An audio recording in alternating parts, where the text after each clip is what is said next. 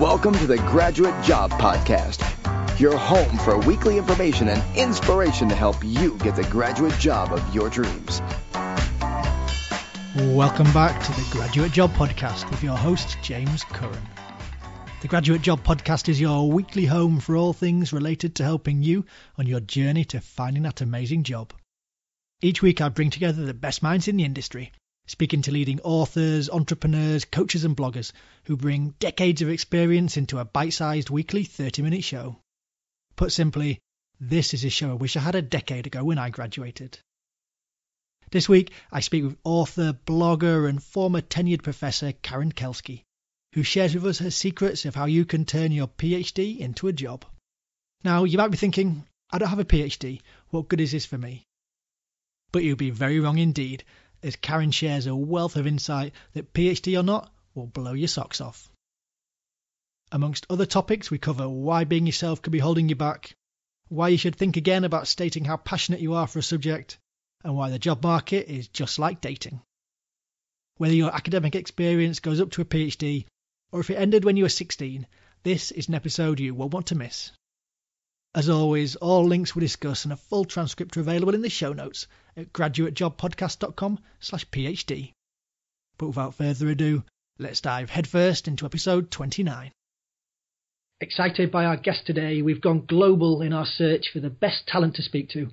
She's a former tenured professor turned author who now runs The Professor Is In, the web's leading blog and website dedicated to helping PhDs navigate the academic job market. Karen Kelsky, welcome to the Graduate Job Podcast. Thank you for having me, James. I'm really thrilled to be here.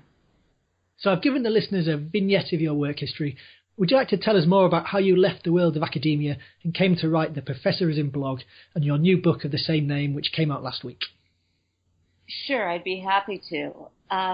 When I decided to leave the academy and my tenured position as a professor of anthropology and a department head at a major research institution in the Midwest, I was trying to figure out what could I do that would have value in the world, that would have as much meaning as working as a professor, and at the same time bring in enough money that my family could live on. And when I thought about, and I described this in my new book, but basically after thinking about it for quite a long time, I realized that what I was most passionate about was graduate student professionalization.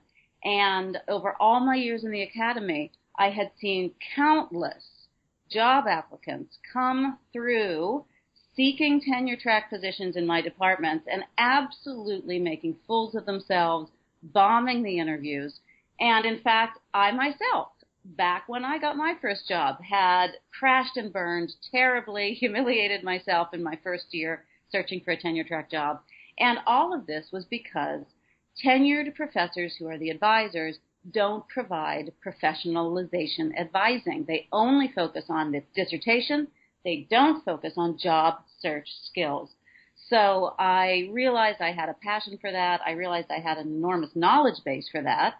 And so I started the business. And I started blogging in 2011 and hung out a shingle to provide consulting services and had my first client in the first week, had a whole roster within about a month, and pretty soon had so much business that it's been my full-time job ever since.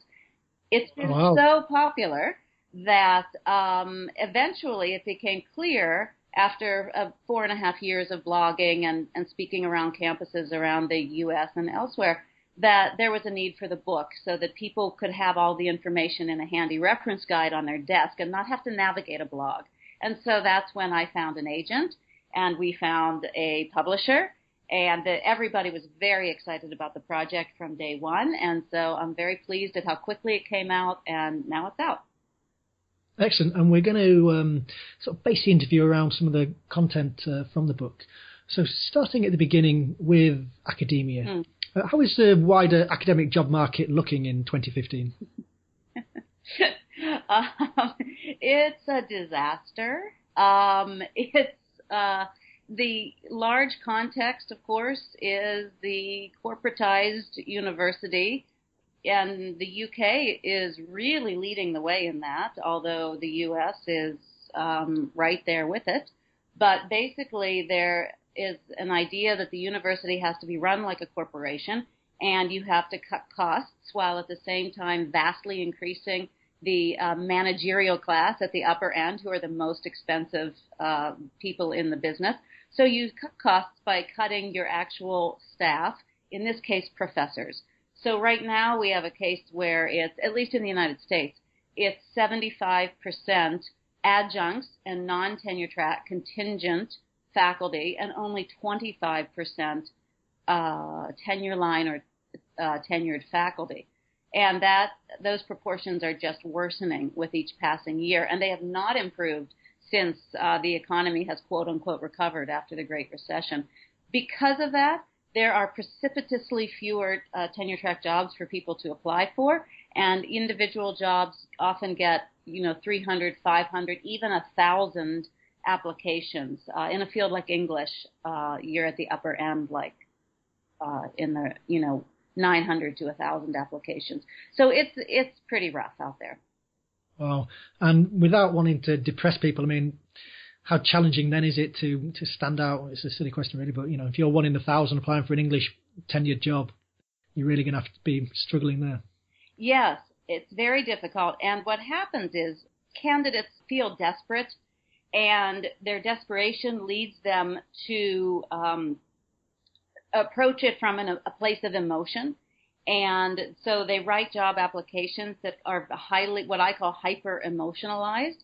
They think that they stand out by pitching their case on the basis of feelings. And those feelings would be, I'm passionate about English literature. I'm passionate about Jane Austen. I love to teach undergraduates.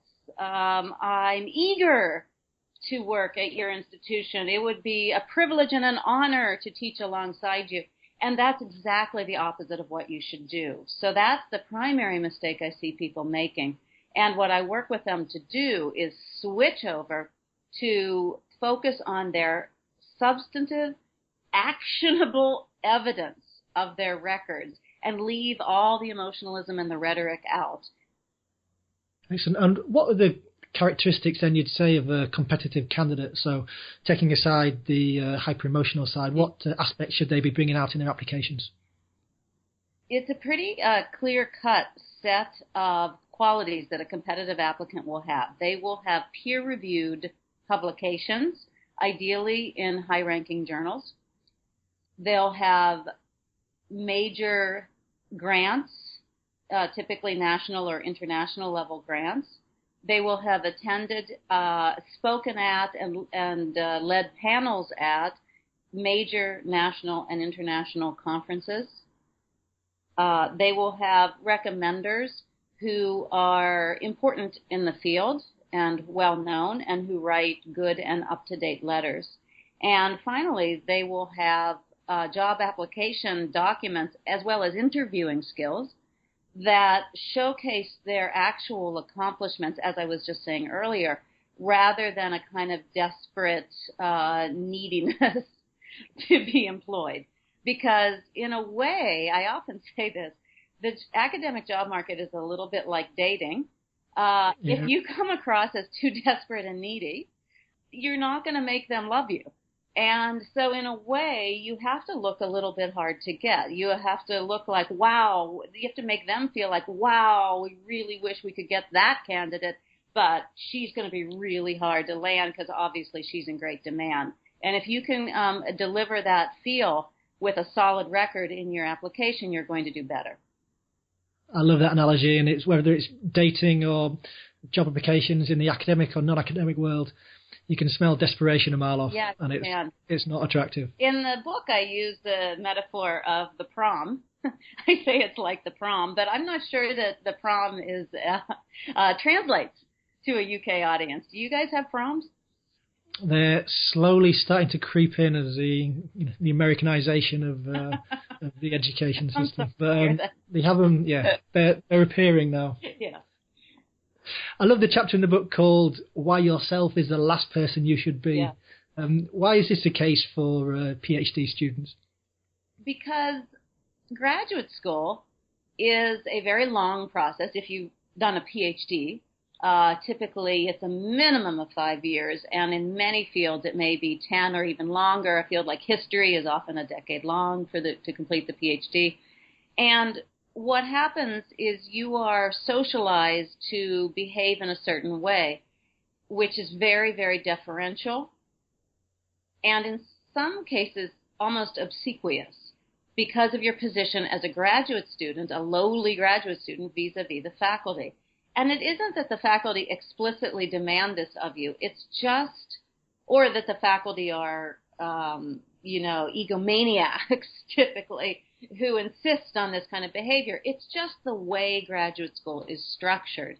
And so I write in the book, the better a grad student you are, the worse job candidate you make, because you have internalized this subject position of a supplicant for your professor's time and attention.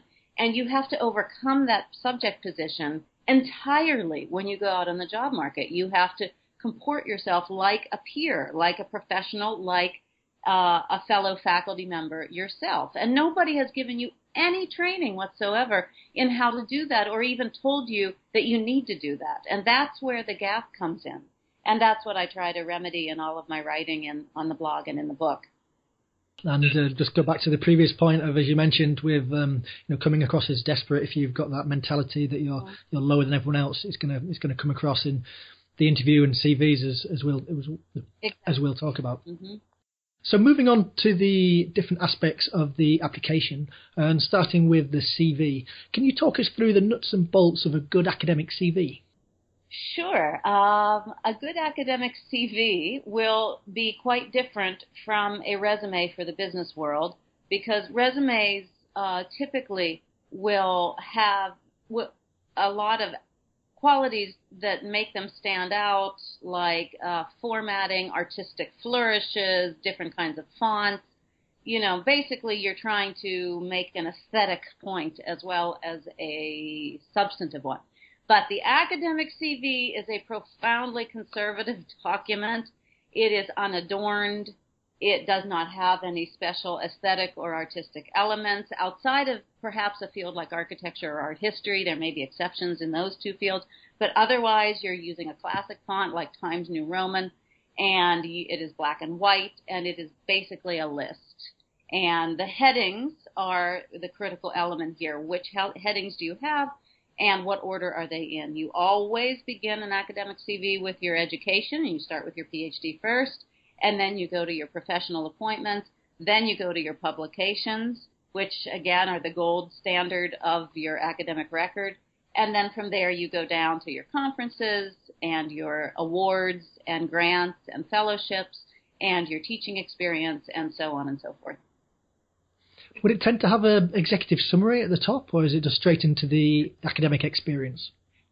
Absolutely not. There is no executive summary in an academic CV. So in that case, how can you make yourself stand out then from the crowd in terms of a good CV? Again, a CV stands out from the crowd just by what's on it. And professors are accustomed to reading deeply for content, and they put in the work to do that. So you can trust that if you have a finished PhD, you have a number of important journal articles, you have presented at major conferences, you have attained significant grant support. If you have those things I just mentioned articulated on the first 2 pages of your CV or more, I mean, there's no page limit on a CV typically, but the professors will find it, and they will acknowledge that you are a competitive applicant. You don't need any kind of special appeal to make that case.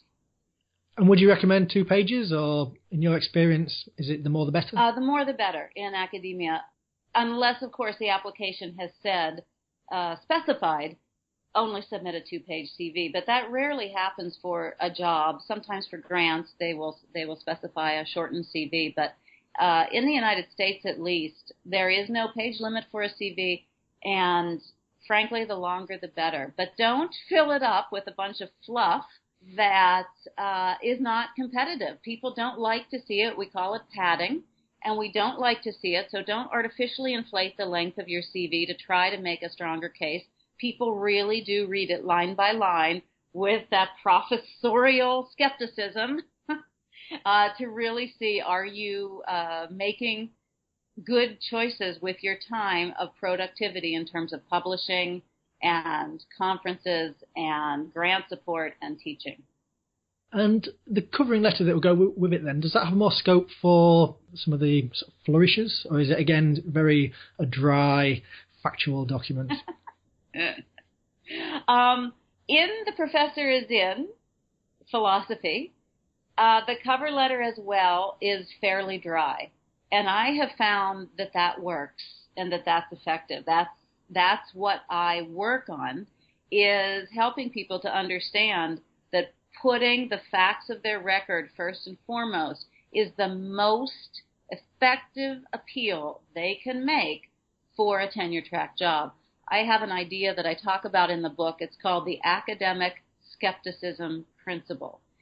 And basically what it means is, if you've gone through graduate school and you've been in your seminars and you've gone to conferences and you know absolutely categorically that you could not make a point through any kind of rhetorical flourish or emotional appeal, by which I mean, if you want to say, but Jane Austen was a feminist writer, and I believe that just because I really, really, really believe it. I'm telling you, it's true, and you should just agree with me. That kind of rhetoric will not work at all, because academics don't accept that. What they require is evidence. Well, then show us. Give us some citations from Austen's work, and give us the page number. And we will investigate it ourselves and see if we agree with you. So the same principle of skepticism applies in job applications. You need to provide them evidence so they can weigh it, evaluate it, and say, yeah, I agree, this person is quite competitive, and they need to be moved into the shortlist pile. Interesting. So quite different to some of the CVs that you might see for a non-academic work, but we'll come to that later, and some of the differences later on. Sure. And moving on then on to a teaching statement. What is a teaching statement, and what should it include? A teaching statement is the document that you submit, sometimes, not always, but typically, with your job application, along with your CV and your cover letter, that explains your teaching philosophy and your teaching experience. And it should ideally be 1 page long, and it should sketch out what you've taught by name, the names of the courses, and how you approach teaching them, and where you see your teaching fitting in to the discipline at large. How does your teaching advance the core theories and methodologies and principles of your discipline? And would the same then be true for the research statement? So the 1-pager just saying about all the research that you've conducted? No, a research statement typically will be longer. In the humanities, it's typically about 2 pages. In the hard sciences, it typically goes to about 4 pages, and that's because they often have a lot of tables and figures to illustrate their work. And that document has to articulate a trajectory of scholarly work. So it describes the work that you have done for the dissertation. It describes the publications, as well as the contribution that that work makes to the discipline as a whole. Then it moves on to your planned next project. And that next project is really important because it shows that you are forward thinking, that you're someone who's looking at the long game, past tenure. And I'll just pause and say that when you're applying for a tenure track job, the question in the back of everybody's mind who's reviewing your application is this person tenurable? So it isn't just, do they look good right now? The other question is, do they look like they're going to look good in 5 years? And so you have to show with evidence that you're a good bet, that you're a safe risk for the committee or in the department to hire you, because you're going to keep moving forward with your research in the long term. That's what a good research statement will do. Okay, that's clear. So imagining that we've got an amazing CV, we've got a brilliant covering letter, the teaching and research statements are all spot on. We move on to the job interview stage. What can a candidate expect from an academic job interview? They can expect, there are two kinds of academic interviews typically. The first one is the conference interview or the Skype interview. This is the preliminary stage, and it's typically about 30 minutes in length. And then if you pass through that one, you get invited to the campus visit, and that is a 2-day extravaganza in which you are kept on your toes from about 7 in the morning to at least 7 at night, if not later. And so your approach will be a little bit different depending on which of those we're talking about. But basically, you will be asked to describe your research, to describe its contribution to the field, describe your next project, describe your teaching, propose a couple of classes and how you'll teach them, and talk about how you see your work fitting into the work that the department is already doing. And the trick with those is that academics have a little bit of a tendency to pontificate and lecture. This is encouraged in graduate programs. And you have to learn to discipline yourself to speak very briefly. And that's the primary thing. When I work with candidates on job interview preparation, we work on helping to control the length so that they can speak and deliver a 3-minute version of their dissertation research as opposed to a 30-minute version. And when you get to talk to the dean, how should you approach the dean interview? Is this just when you get to that stage, is it more of just a does your face fit, or is it actually going to be a in-depth interview? That's a big wild card in any campus visit, because deans are very variable in the role that they play in searches. Oftentimes they play no role at all. Other times they're quite important, and they also may see their job in very different ways. So in the book, I talk about 3 different kinds of deans: the informational dean, the budgetary dean, and the intellectual dean. And the informational dean views their role as simply explaining to you the retirement benefits and the sabbatical policies and things like that. The budgetary dean is going to be asking you very pointed questions about how you're going to save the institution money. And they might say things like, we're planning on merging your department and another department in the next 5 years. How do you see yourself working in such a merged situation?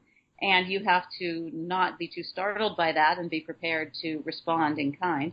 And then the intellectual dean might take a view of examining where you fit in the field and whether you're a leader or not. And they might say something like, what do you see as the most important book published in your field in the last 5 years, and why? And then you have to give a big overarching answer about what you view as most important in your discipline writ large. Those are challenging interviews, by the way. All of those are challenging interviews. Yep, no, I can understand that. And are there any stages after the dean interview, or if you pass that, is it good to go? Well, the dean is not the ultimate interview in a campus visit for a tenure-track job. There are all sorts of elements, and they all sort of intersect. So you have to tell you the truth. The most important element of a campus visit is actually what's called your job talk, and that is where you stand up in front of the entire assembled department and present your research in a 50-minute talk, followed by about 30 minutes of Q&A.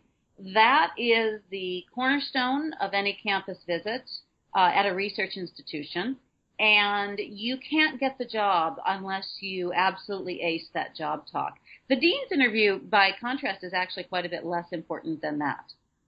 To sound quite daunting, the facing the full staff and having a Q&A. It is daunting, and I do, in The Professor Is In, I do read, edit, and also do mock Skype job talks, and I can tell you that it is a difficult genre to do well, because graduate students, PH.Ds, have spent, like I said before, 5 to 10 years on this work. They know it inside and out. They're obsessed with it. And they get to the point where they can't really see the forest for the trees. And they become fixated on minutia. And this is very natural. I don't blame them for this. I was the same way. This is just what graduate school does to you. So the trick is to learn to step outside yourself. Remember that this audience is hearing this work for the first time, and learn how to present it in a way that can reach a first-time audience and be appealing, and yet at the same time still be intellectually sophisticated. So it takes some work and some practice. Campus visits are things that usually take people practice to learn how to do well. Definitely. I mean, being able to consolidate down a whole PhD into a snappy 3-minute summary is certainly a good skill to have. Oh, it is. Which leads us naturally on to, you termed one section in your book on leaving academia, leaving the cult. Mm-hmm. In your experience, do PhDs find it difficult to break out into the non-academic world? It depends on the field, because there are fields that have a porous membrane between the academy and industry. So engineering would be one of those. Architecture is another. There are several. But aside from those fields, chemistry is another. But aside from those fields, many people who get PhDs do not go into the program expecting to do anything other than become a professor. And in past eras, in the high-growth era of the 60s and the 70s, when graduate education was expanding and a lot of public money was being poured into it, you could expect that. And that's when many of our graduate programs were created, and they were created around that expectation that people going through the PhD were being trained to be professors. But you can't make that assumption anymore. There aren't enough jobs. In some fields, only 12 or 15% of the PhDs will actually get a tenure-line job to be a professor. So you have a problem. You have PhDs who expected to do one thing, who invested a decade of their life toward that goal, and then who find out that that goal is not available to them, but who have not trained to do anything else. So it's a conundrum. It's a dilemma. Luckily, it's a dilemma that more and more programs are talking about in a really explicit way, but that's why I have a section on it in the book, to help people with PhDs understand that they have an enormous number of marketable skills. They just have to learn how to identify them and market those on a different job market than they expected. Mm-hmm. And how can they begin then to match their skills to the wider non-academic job market? Well, the first task is actually to identify your skills. And that's a challenge for people with PhDs because they have spent so many years among people with a similar skill set that your skills become very much taken for granted.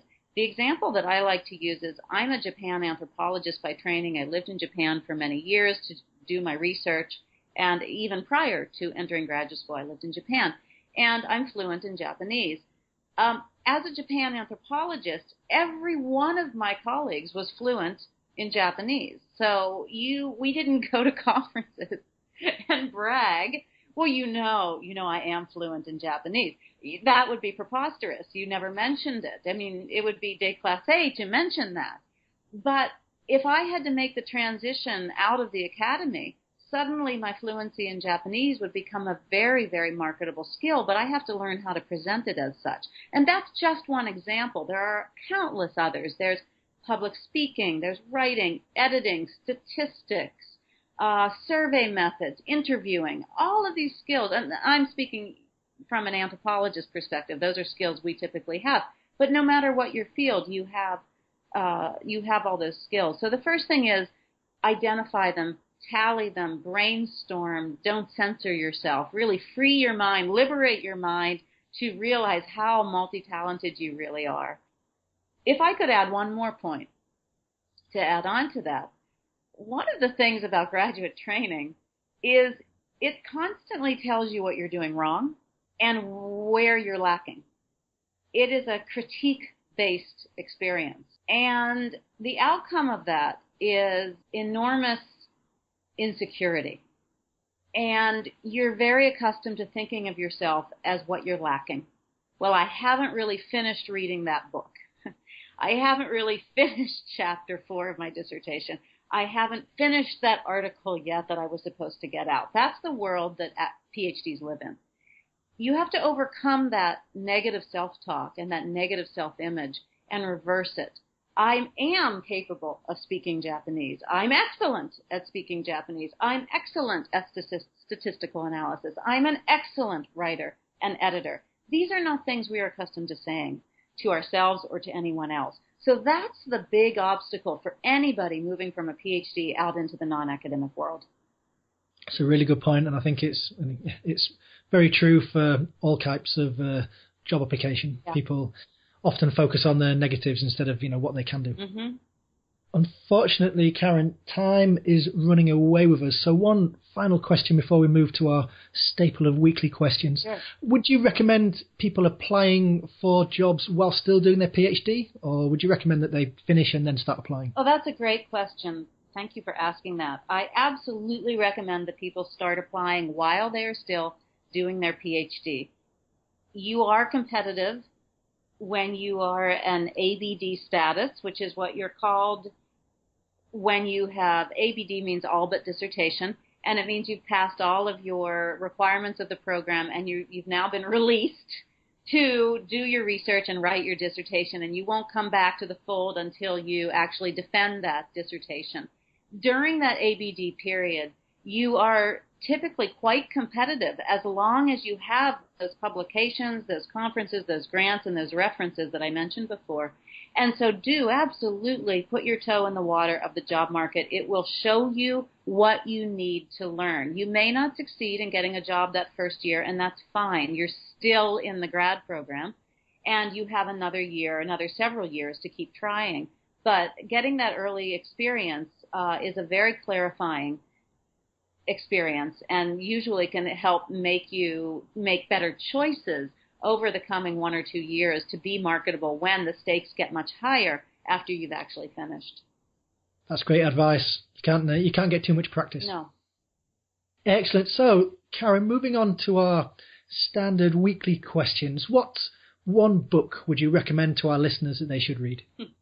Well, I think your listeners should read Ta-Nehisi Coates' Between the World and Me, because the whole Black Lives Matter movement is absolutely the most important thing that's happening right now in the United States, and I think in a way globally. And I would urge everybody to read that because it is a blockbuster. It's mind-blowing, and it's a transformative book for our time. Well, that's not one that I've come across, but I will check that out, and links to everything that we've talked about on the show today can be found on the show notes at graduatejobpodcast.com. So I'll link into that book. And Karen, what one website do you recommend? Well, shifting gears a little bit, I really like the website Music for Deck Chairs, which is written by the Australian academic Kate Bowles and is about the academy and is a very astute, critical blog about the productivity surveillance regimes of the neoliberal university.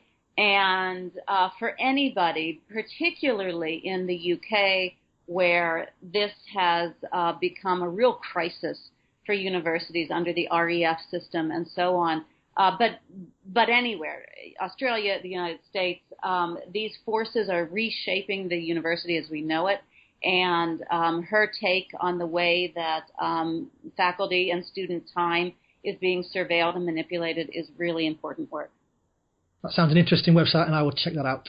And Karen was also far too modest to mention her excellent blog, The Professor is In. So I'll make sure that one is prominent in the show notes as well. And finally, Karen, what one tip can listeners implement today to help them on their job search?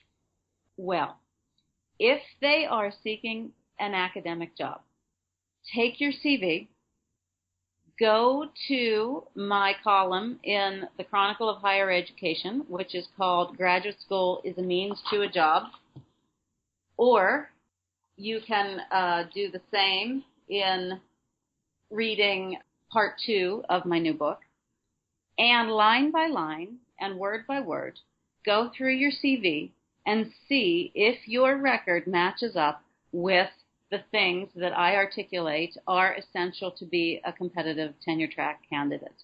And every time you find something that is missing, make a plan right now to change it. And give yourself a timeline for the next 12 months to either get a referee journal article out, apply to present a paper at a major conference, apply for a major grant, and so on. If you want to be competitive for a job, make sure that you have actually correctly understood what the criteria are for tenure track hiring. That's my advice. That is brilliant advice, and one that I definitely echo. Karen, it's been a pleasure to have you on the show. What is the best way for people to get in touch with you and the work that you do? Sure. Email is best. And my email address is gettenure@gmail.com.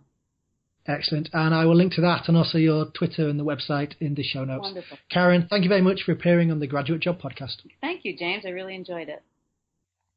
Thanks again to Karen Kelsky for what was an early start over on the west coast of the States. I really enjoyed that one, and whether you have a PhD or not, I hope you found it useful too. For me, 3 things stood out. The first is on how you see yourself. Karen talked about how being yourself is the last person you should be, and I think this sentiment is a really important one. No matter what the job is, you need to go in there not only believing that you can do it, but that you can do it well. No matter what job you're going for, be it in academia or a graduate role, you need to walk in there with the mindset that the person interviewing you is a peer. Because on the other side of the fence, the interviewer will be thinking, can I see this person doing my job?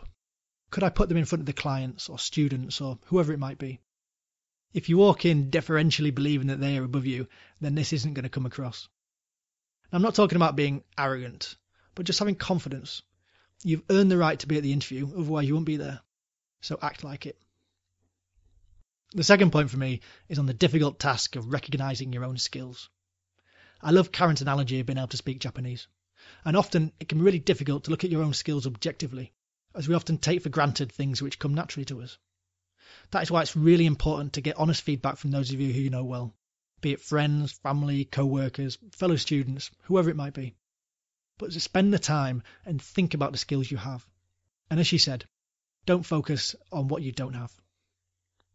Finally, I love the metaphor of looking at getting a job like the world of dating.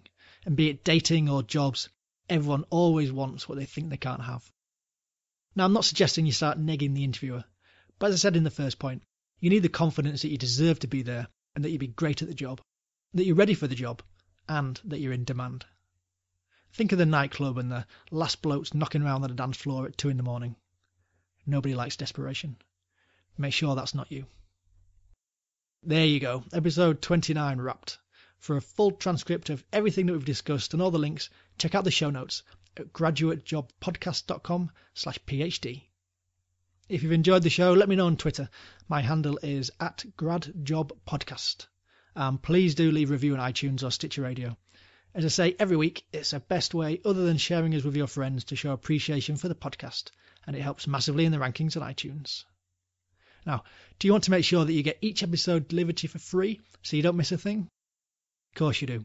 So get over to iTunes or Stitcher Radio and click subscribe. Now join me next week when I speak to financial expert Kim Stevenson and we discuss the topic of money. It's a goodie. I hope you enjoyed the episode today, but more importantly, I hope you use it and apply it. See you next week.